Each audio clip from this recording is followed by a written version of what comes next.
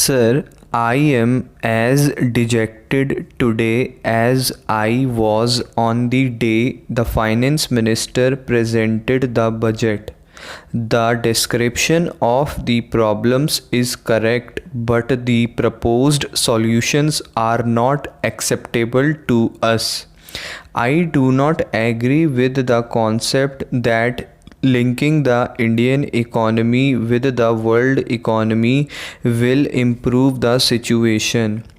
By world economy, we mean the combined economy of the G8 nations. These nations taken together account for 12% of the world's population and 70% of the world production.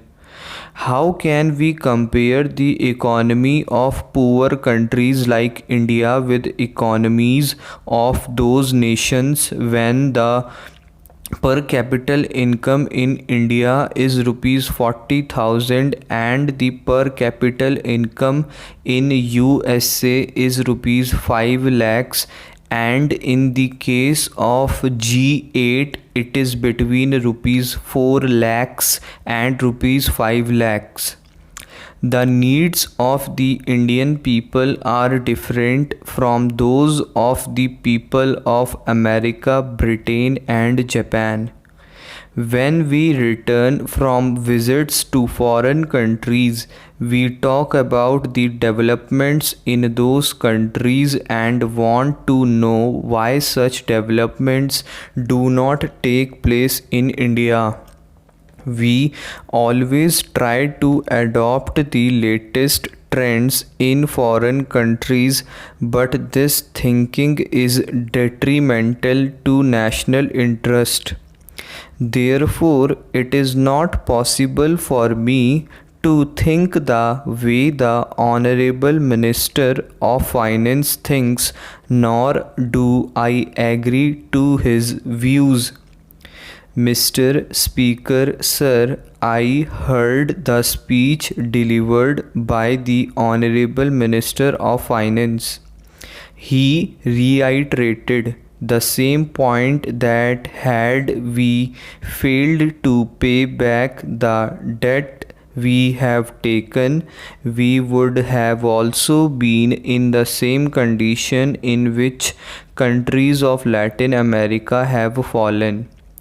I share the concern of the Honorable Minister about Latin America, whose condition deteriorated because of their close link with international institutions like IMF, World Bank, and other financial institutions and multinationals. Therefore, Mr. Speaker, sir, I would like to tell the people of the country this stark reality that by getting this finance bill passed, the government is going to take the path which would lead to a dangerous situation and which will not be a different situation from the situation of political slavery of the country passed through for a long time unless corrective measures are taken against the implementation of this bill, especially when the country is in a very bad shape.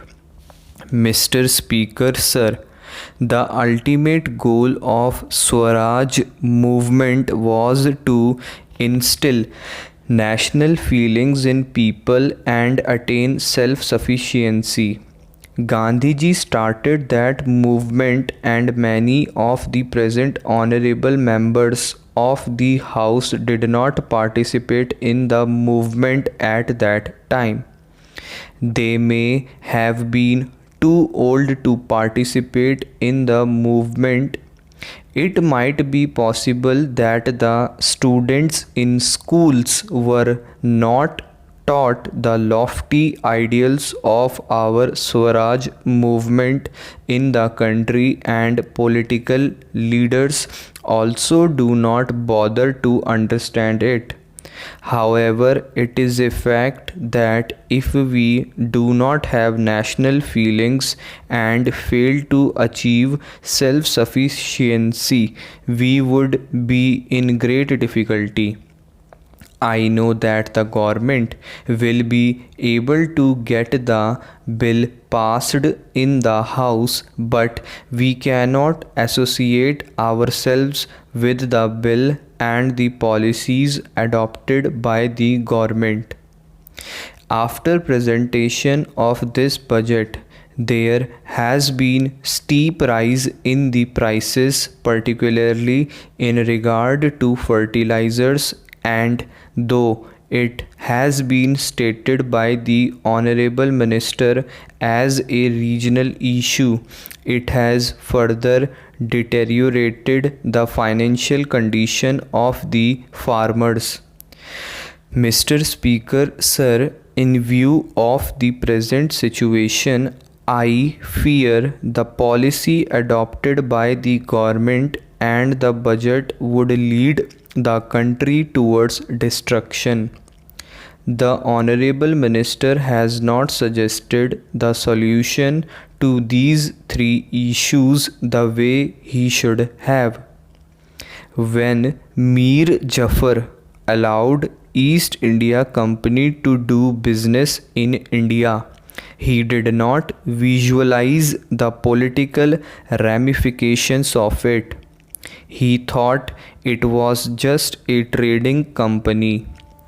A senior minister in the Indian cabinet and had stated in America that the government of India would invite American investment, though ultimately he did not succeeded in getting it done. But the policy the Honorable Minister of Finance proposes to implement seems to be very dangerous. I am more disappointed because such a great politician like Shri Advani also praised it.